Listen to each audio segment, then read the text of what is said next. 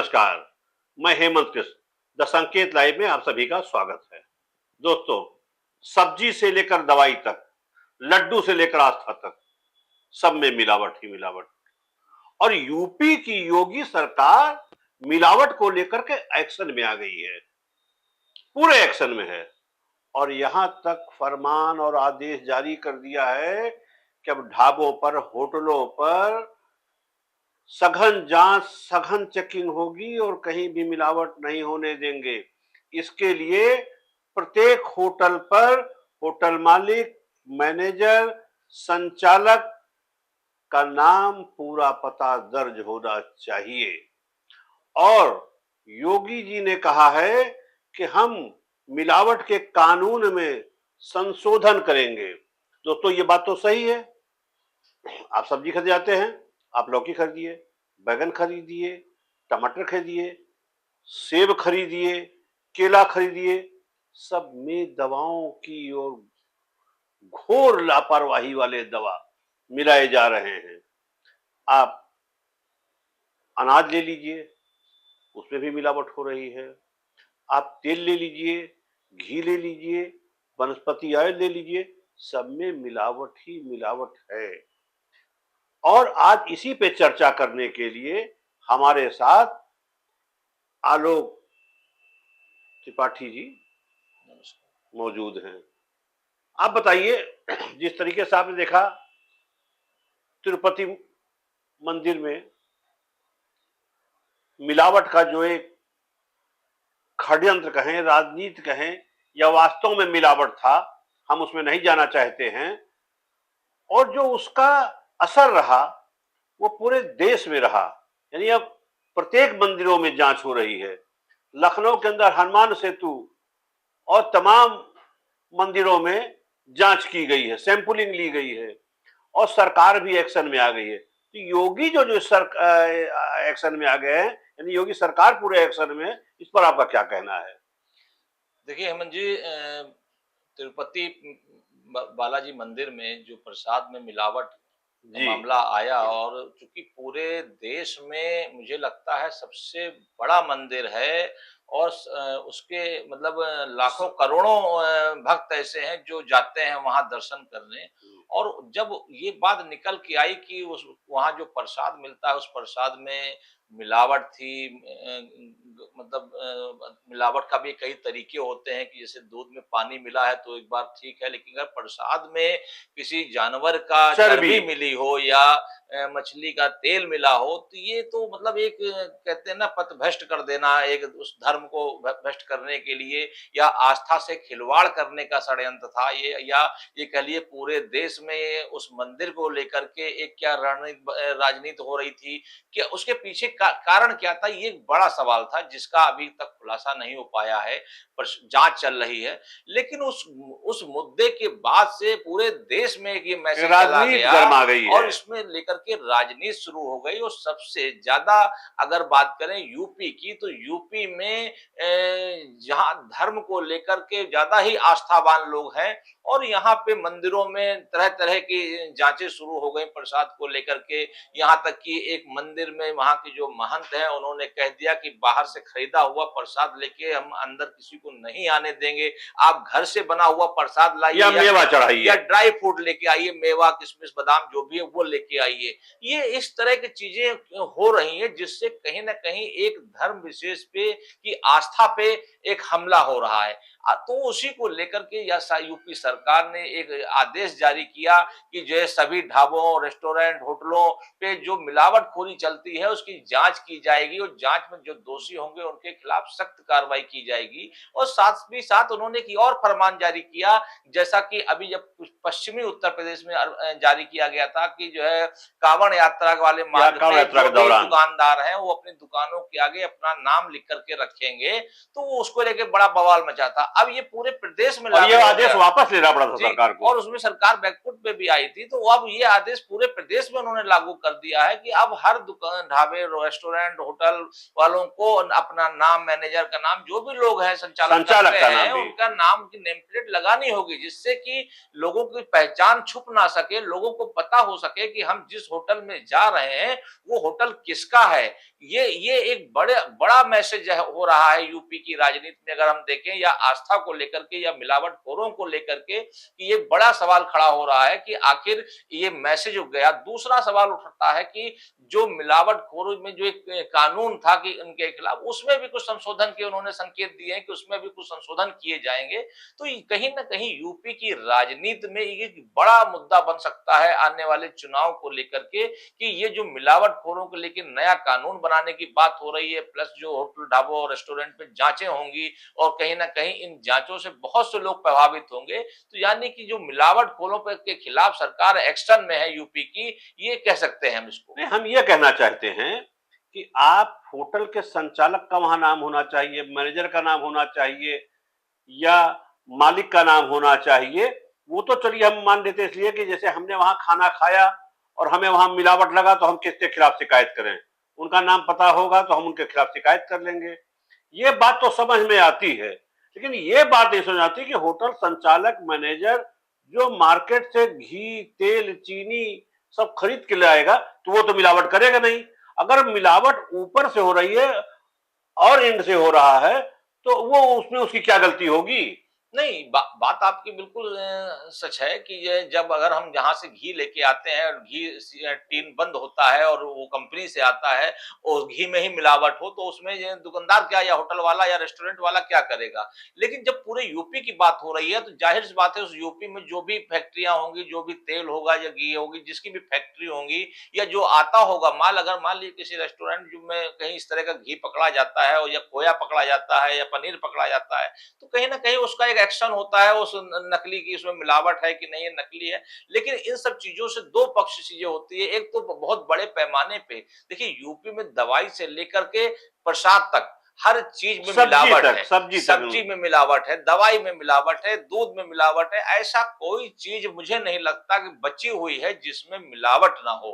तो ये एक बड़ा सवाल होगा कि इन मिलावटखोरों के खिलाफ एक्शन लेना। क्योंकि इतने बड़े लोग मिलावटखोर हैं यूपी के अंदर, उन मिलावटखोरों का एक गैंग कह लीजिए, एक बहुत बड़ा एक साम्राज्य चलता है, और कई बार खुल के आया लेकिन है। देखिए, यही देखिए, एक चीज मैं रोकूंगा कि जैसे हम, हमारे घर में नवरात्र शुरू हो रहा है, हम बाजार में घी लेने जाएंगे तो हम कहेंगे भाई जो हम फलाहार बनाएंगे वो वाली घी दे दीजिए, और आरती वाली घी अलग दे दीजिए, हवन वाली घी दे दीजिए। तो हम तो खुद ही जान रहे हैं कि जब हवन वाली घी सस्ती वाली मांग रहे हैं या आरती वाली घी मांग रहे हैं, सस्ती मांग रहे हैं, तो उसमें मिलावट होगा। तो हमारी भी गलती है ना, नहीं, क्या हम मिलावट का नहीं, सामान ठीक खरीद रहे हैं। ठीक बात है, लेकिन लेकिन मिलावट का भी एक प्रकार हो सकता है कि दूध में पानी मिला है, समझ में आता है, लेकिन प्रसाद में मांस मिला हो, या तेल, मछली का तेल मिला हो, ये तो कोई बर्दाश्त नहीं करेगा। तो मिलावट का भी एक अलग तरीका हो सकता है। किसी के आप जीवन से खिलवाड़ नहीं कर सकते, किसी के धर्म से, किसी की आस्था से आप खिलवाड़ नहीं कर सकते, ये अधिकार किसी ने नहीं दिया है। तो आप इन मिलावटखोरों के खिलाफ अगर हम बात करेंगे, तो कहीं न कहीं सरकार के इस अभियान से, इस दिशा निर्देश से कहीं न कहीं मिलावटखोरों में खलबली मची होगी, और मुझे लगता है कि आने वाले दिनों में एक बहुत बड़ा धमाका हो सकता है यूपी में, कि जब मिलावटखोरों को पकड़ा जाए नहीं, तो। धमाका तो अभी से शुरू हो गया है। योगी जी ने, योगी सरकार ने जो फरमान जारी कर दिया है कि दुकानों पे नाम, पता, ये सब वहां पर लिख के टांगना पड़ेगा, रखना पड़ेगा, तो एक विरोध का तो स्वर पहले ही उठेगा। नहीं, बिल्कुल है, क्योंकि बहुत बड़े पैमाने पे नहीं, वो इसलिए होगा क्योंकि इंस्पेक्टर राज शुरू हो जाएगा। जो फूड इंस्पेक्टर होगा वो हर जगह जांच करने आएगा, और जांच करने में वो वसूली करेगा, पैसे की वसूली चालू होगी। ये भी तो सब होगा। नहीं, बिल्कुल होगा। देखिए, जहाँ आपदा में संभावना, ये एक कहावत कहते हैं, तो जहाँ जब इस तरह का जब आदेश होता है, तो कहीं न कहीं जो इस टाइप के जो लोग होते हैं, वो उसमें संभावनाएँ तलाशने लगते हैं। जैसे अभी पिछले दिनों एक आदेश हुआ था कि पॉलीथीन इतने मानक की अगर से कम वाली पॉलीथीन दुकानों पे पाई जाती है कहीं पे, तो उसके खिलाफ एक्शन होगा, जुर्माना लगेगा, और बड़े संख्या में जो इंस्पेक्टर लोग थे, उन्होंने जाँच की, और बड़ी पूरे प्रदेश में कह लीजिए और खासकर राजधानी में लेकिन फिर भी तो पॉलिथीन मार्केट में नजर आ रही है। दुकानदारों में खलबली मची हुई थी। लोग चोरी छुपे रख रहे थे, मतलब बड़ा बवाल मचा हुआ था, और उसमें बहुत सी शिकायतें भी आई कि इंस्पेक्टरों ने बड़े पैमाने पे लेन-देन करने लगे हैं, सब चीजें आरोप लगी। लेकिन उसके बाद वो जो अभियान था वो ठंडे बस्ते में चला गया, और फिर पॉलीथीन वाले जैसे ही मार्केट में चल रही है। तो ये अभियान कितना सफल होगा मिलावटखोरों के खिलाफ, क्योंकि ये बहुत बड़े लेवल पे अभियान चलना चाहिए, और ये चूंकि किसी एक जिले का मामला नहीं है, पूरे प्रदेश इससे में। तो इंस्पेक्टर राज आएगा, और ये जो इंस्पेक्टर हैं, पुलिस वाले हैं, या संबंधी विभाग के अधिकारी हैं, कर्मचारी हैं, ये तो हर होटलों से इनका महीना बन जाएगा, पैसा बच जाएगा, बिल्कुल कभी जांच में बात आएगी ही नहीं। भाई बिल्कुल या तो ये तय हो जाए कि उस होटल का हर महीने हर हफ्ते सैंपल जाएगा जांच में लिए, और अनिवार्य हो जाएगा, तब तो लेकिन समझ आती है बात। लेकिन एक सवाल इसमें ये भी खड़ा होता है कि इतनी बड़ी संख्या में अगर आप किसी होटल से सैंपलिंग सैंपलिंग कराएंगे तो कराएंगे, जांच कहाँ तो होगी? जांच करने के लिए भी एक मतलब क्या आपके पास इतनी बड़ी संसाधन उपलब्ध है जिनकी आप जांच कर पाए? क्योंकि अगर आपने उस जांच की रिपोर्ट महीने 2 महीने बाद आई, तो 1-2 महीने बाद रिपोर्ट आने तक कितने लोग उसका सेवन कर चुके होंगे, कितना वो सब चीजें चल चुकी होंगी, तो उसका मकसद क्या बचेगा? जो हमारा उद्देश्य है मिलावटखोरों के ऊपर नकेल कसना, वो तो सक्सेस नहीं होगा।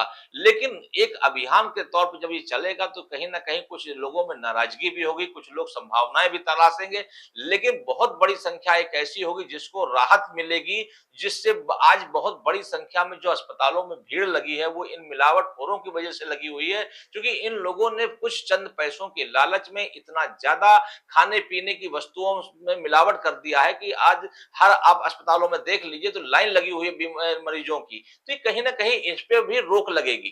मेरा कहना ये है कि सब्जी में मिलावट है, उसमें भी ऑक्सीटोन इंजेक्शन लगाए जा रहे हैं, वही होटलों में बनेंगे, खाद्य तेल बाहर से आएगा, उससे खाना बनेगा। तो ये सारी मार तो होटल संचालकों और उनके मालिक पर हथौड़ा चलने जा रहा है। बिल्कुल कहीं न कहीं लोग प्रभावित होंगे, और लोगों में ना इस सरकार के इस आदेश से नाराज़गी भी होगी, क्योंकि उनका जो बिज़नेस होगा उसको में भी कहीं न कहीं प्रभाव पड़ेगा, और प्लस जो इंस्पेक्टर राज होगा, जो लोग आएँगे जाँच करने, वो भी संभावनाएँ तलाशेंगे, और तो उसको भी साधना होगा। तो कहीं न कहीं ये दिक्कतें तो आनी होंगी ही होगी, लेकिन आखिर इसका विकल्प भी क्या है? अगर मिलावटखोरों के खिलाफ आप एक्शन नहीं लेते हैं, तो क्या आखिर दिनों-दिन जो इस तरह से मिलावट चलती जा रही है, दवाई से लेके सब्जी से लेके हर चीज़ में मिलावट हो रही है, और मिलावटखोरों के हौसले इतने ज़्यादा बुलंद हो गए हैं कि वो अब ये सोचना भी उन लोगों ने बंद कर नहीं, दिया है। उसका उसका एक तरीका, एक हल निकाला जा सकता है। जैसे सब्जियों में ऑक्सीटोन की मिलावट होती है, ऑक्सीटोन की बिक्री पर रोक लगाई जानी चाहिए। ऑक्सीटोन डॉक्टर के पर्चे पर दिया जाना चाहिए, एक्सपर्ट के पर्चे पे दिया जाना चाहिए। ऐसे क्या है, किसान जो जाता है ऑक्सीटोन खरीद के ले आता है, या दूध वाला ले आता है, और वो मतलब अपने गाय भैंस को लगाता है ऑक्सीटोन, उससे दूध निकालता है, ज्यादा दूध निकलता है, तो इसकी बिक्री पर लोग लगाते हैं। बड़ी बड़ी फैक्ट्रियों पर अगर वो लगाया जाए अंकुश, कि वहीं से मिलावट न हो, तो होटल तक तो मिलावट का सामान पहुंचेगा ही नहीं। नहीं, बिल्कुल सच बात है कि अगर इस तरह की चीज़ें होती हैं, तो बहुत बड़ी संख्या में हम इस मिलावटखोरी को रोक सकते हैं। अगर हम जहाँ से चीज़ें बन के निकलती हैं, अगर वहीं हम एक्शन ले लें। आज हम पॉलीथीन को क्यों नहीं बंद कर पा रहे हैं? आज हम लाख प्रयास कर रहे हैं कि पॉलीथीन बंद कर दी जाए, अगर लेकिन फैक्ट्री पे लोग लगा क्योंकि दें तो मार्केट में। आप दुकानों पे छापे तो मार रहे हैं, जहाँ पे पॉलीथीन पकड़ी जा रही है। लेकिन जहाँ से पॉलीथीन बन के आ रही है, कैरी बैग बन के आ रहे हैं, आप वहाँ एक्शन नहीं ले पा रहे हैं। बड़ी बड़ी फैक्ट्रियां हैं, अगर आप कानपुर में बड़ी फैक्ट्रियां अगर हैं। आप जहाँ पे इनका निर्माण हो रहा है, उत्पादन हो रहा है, उस पे वहाँ एक्शन लें। लेकिन हो क्या रहा है, क्योंकि जब भी एक अभियान चलता है, कुछ दिन का अभियान चलता है, उसके बाद वो ठंडे बस्ते में चला जाता है, फिर दूसरे दिन एक नया फरमान जारी होता है, एक नया अभियान चलेगा। तो ये जो चीज़ें होती हैं कि कभी जैसे अतिक्रमण के विरुद्ध अभियान चलता है, कभी पॉलीथीन को लेके एक चलता है। अभियान चलता है, लेकिन वो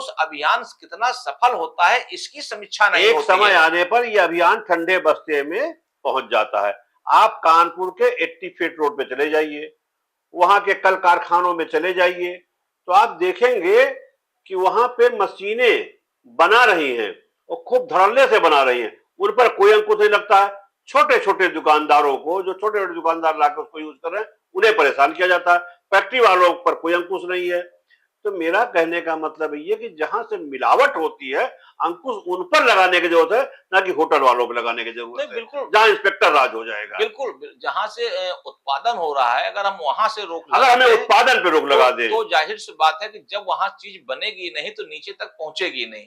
लेकिन हम अभी वहां तक पहुंच नहीं पा रहे हैं, हम नीचे से रोकने का प्रयास कर रहे हैं और यही कारण है कि यही गलत है। किसी भी अभियान में, चाहे हम अतिक्रमण की बात कर लें, चाहे हम मिलावटखोरी की बात कर लें, चाहे हम भ्रष्टाचार की बात कर लें, किसी भी मामले में हम सफलता क्यों नहीं प्राप्त, क्योंकि हम ऊपर की बजाय नीचे से चलते हैं और जब नीचे से चलते हैं तो वो कुछ दिन चलता है अभियान, उसके बाद वो अभियान ठंडे बस्ते में चला जाता है और हम जिस अभियान को जिस मकसद से लेकर के चलते हैं वो मकसद पूरा नहीं हो पाता है और यही कारण है कि एक बात आपकी समझ में आई हमको कि हमें उद्गम स्थल पर रोकथाम करने की जरूरत है, ना कि छोटे छोटे दुकानदारों पे अंकुश लगाने की। अगर हम उद्गम स्थल को ही सही कर देंगे तो छोटे होटल वालों पे, छोटे व्यापारियों पर हमें अंकुश नहीं लगाना पड़ेगा और इंस्पेक्टर राज का खात्मा हो ही जाएगा। जी, बिल्कुल, जो मकसद हमारा नेक हो सकता है, लेकिन अभियान का जो एक सिस्टम होता है कि हम जिस चीज़ को रोकना है, हम उसके उत्पादन को अगर बंद कर देंगे, तो एक समय बाद वो नीचे तक नहीं जाएगा, जब उसका उत्पादन नहीं हुआ। लेकिन हम उत्पादन नहीं रोक पा रहे हैं, हम बिक्री रोकना चाहते हैं और जिसमें हमको सफलता नहीं मिलती है और यही कारण है कि कोई भी अभियान वो सफल नहीं हो पाता है और सिर्फ चर्चा में रहता है और चर्चा के बाद वो कुछ दिनों बाद वो डंप हो जाता है और एक नई चर्चा शुरू होती है और उस नई चर्चा के बाद फिर एक नई चर्चा होती है और कोई भी अभियान अपने मुकम्मल स्थान तक नहीं पहुंच पाता। जैसे ऑक्सीटोन है, ऑक्सीटेन टोन का उत्पादन कहीं क्षमता से ज्यादा हो रहा है और इसका उपयोग मुर्गी पालन, इसका उपयोग दूध वाले दूधिए उपयोग करते हैं। अब अगर हम इस पर अंकुश लगा दें कि जहां से उत्पादन हो रहा है, भाई आप इतना उत्पादन कर रहे हैं, ये किसको बेच रहे हैं, ये थोक विक्रेता पे आप लगाइए कि आपने अगर बेचा तो इसका पर्चा दिखाए, किस पर्चे पे बेचा और किन को बेचा। तो अगर ये ऑक्सीटोन किसानों को बेचना बंद हो जाए, ये ऑक्सीटोन दूधियों को बेचना बंद हो जाए, ये ऑक्सीटोन मुर्गी पालकों पे जो पालन का काम है उनको बंद कर दिया जाए, तो मिलावट जो मुर्गी पैदा करने में या दूध की मिलावट हो रही है, अपने आप रुक जाएगी। बिल्कुल आपकी बात में दम है कि अगर हम उद्गम स्थल जहाँ पर पे चोट करनी है वहां पे चोट करें तो मुझको लगता है कि इस जो अभियान है, जो सरकार की मंशा है वो सफल होगी। लेकिन अगर हम उस जगह पे अभियान नहीं चला पाते हैं या जो जहां से उत्पादन हो रहा है, जो फैक्ट्रियां चल रही हैं, हम उन फैक्ट्रियों पे अंकुश नहीं लगा पाते तो हम नीचे व्यापारियों को कैसे रोक पाएंगे। वो 2-4 दिन के लिए तो ठीक है, खबरें बनती हैं कि आज इतना माल बरामद हुआ, इतने लोग गिरफ्तार हुए, लेकिन 4 दिन बाद वो भी छूट जाते हैं, माल भी छूट जाता है और लोग फिर वही अपने पुराने धंधे में लौट आते हैं। तो सरकार को चाहिए कि इस तरह के जो अभियान चलाएं वो ऊपर से चलाएं जहां से इसका निर्माण होता है। तो मुझे लगता है कि सरकार की जो मंशा है इस अभियान के खिलाफ या मिलावटखोरों के खिलाफ या भ्रष्टाचारियों के खिलाफ वो सफल होगी और लोगों को भी राहत मिलेगी। तो दोस्तों, समय ज्यादा हो चुका है। एक बात तो अब यह तय है कि मिलावटखोरी के खिलाफ कड़े और सख्त कानून बनाने की जरूरत है और कानून से ही काम नहीं चलेगा, इसको अनुपालन करना पड़ेगा, इसका पालन कराना पड़ेगा और सख्ती से पालन करना पड़ेगा। और कानून इतना कड़ा हो कि मिलावटखोरी करने वालों को तो आजीवन कारावास या मृत्यु दंड दिया जाना चाहिए। अगर इस तरह के कड़े कानून बनेंगे और हम जहां से उद्गम स्थल है वहां पे रोक लगाते हैं, तो ये हमारी जो मुख्यमंत्री की योजना है ये कारगर साबित होगी। वरना दुकानदारों में, होटल संचालकों में, व्यापारियों में आक्रोश बढ़ेगा, जिसका खामियाजा सरकार को ही भुगतना पड़ेगा। आज के लिए इतना ही। नमस्कार।